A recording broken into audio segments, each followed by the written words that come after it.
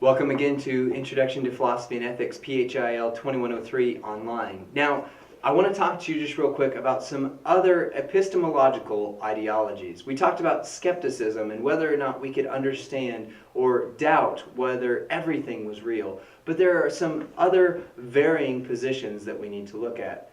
The first of these is solipsism.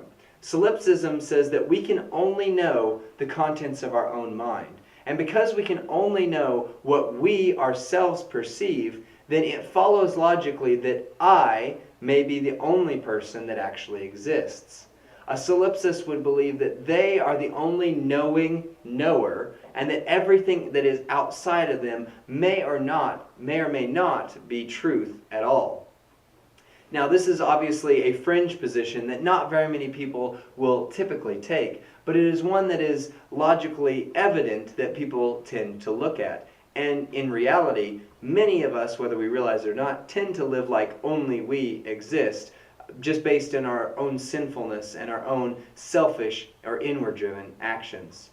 The next one we had already talked about briefly is empiricism. Now, empiricism says that we can only know something is real if we can justify it through our senses. If we can touch it, taste it, feel it, if we can hear it, we can sense it through any of our sensory means, then that means it must be true. In this, there's the concept of the tabula rasa, which basically says that we are born with a blank slate. And so all of our ideas and all of the concepts that we have are derived from our sensory experience. What we begin with as a child, as an infant, as a baby, is a blank slate, and everything else, therefore, is imprinted upon us by what happens through our lives. Now, there are some very strong arguments for empiricism. First of all of our knowledge is justified through empirical beliefs. One way or another, we value the idea of being able to physically interact with something and consider it valid, therefore, in reality. Our basic empirical beliefs are linked to the world around us. We can see the world around us. We can interact with the world around us. And it's also supported by natural science. In natural science, you concoct an experiment where you place or put two things together and you see how they interact. You see the results of that interaction. And so even science is empirically based. However, philosophers would say that there are some problems with empiricism. The first of these is our own perceptual reality. Can we really rely on our own biased perceptions of the world around us? In many ways, this is the opposite of solipsism. Solipsism says that I'm the only one that I can trust.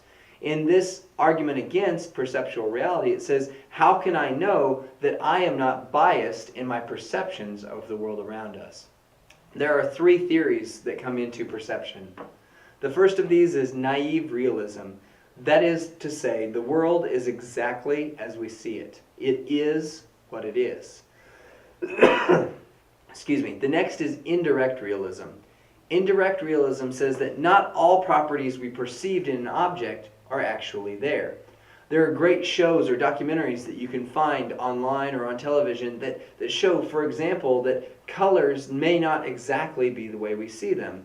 I see this as a green chalkboard, but if I were one or if you were one who had a color blindness, you may not see this as green at all. And science would argue that in fact this is not green, but the way our eyes are trained to respond is that every color except this color is what we're actually seeing. And so in the absence of this color is what we're actually existing. So this is not green at all, it's anything but green. The next one is idealism. Idealism says that objects are only a collection of perceptions that are not independent from our minds.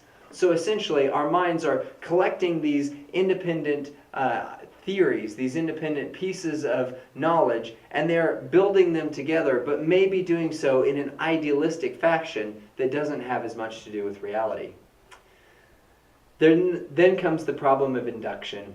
Empirical, enumerative, inductive arguments require not only our own observations, but also predictions about these observations.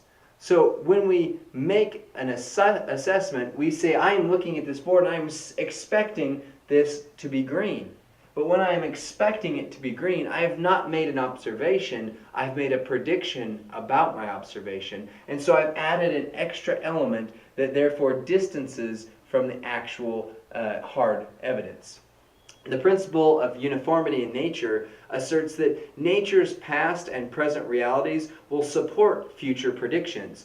And so I can come to this board and say, I've seen it as green, I know in the past it was green, and therefore it is always going to be green.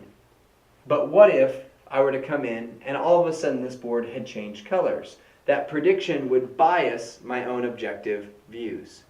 And so when it comes to rationalism, then, we take a step back and we begin to evaluate the evidence based on our rational minds. We have two different types of reasoning that come through in this. We have a priori, which is rational evidence, and we have a posteriori, which is empirical evidence. A priori reasoning says that justification takes place prior to consulting empirical evidence. We see or we know and think about certain things, and then we later go in and do the empirical tests. A posteriori says that justification requires that we refer to the experiences of our world. So we have the rational approach versus an empirical approach. So let's look at a couple arguments for rationalism.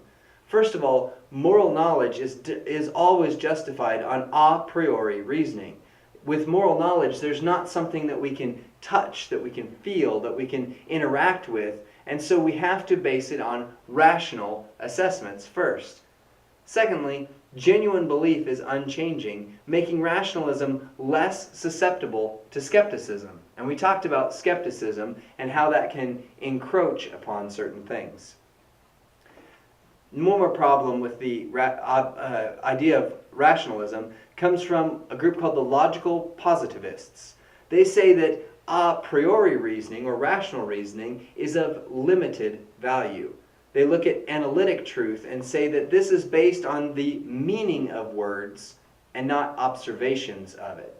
So if I were to say the word God, we would have these background beliefs of what that word necessarily means, not necessarily the interactive truth of what or who God is.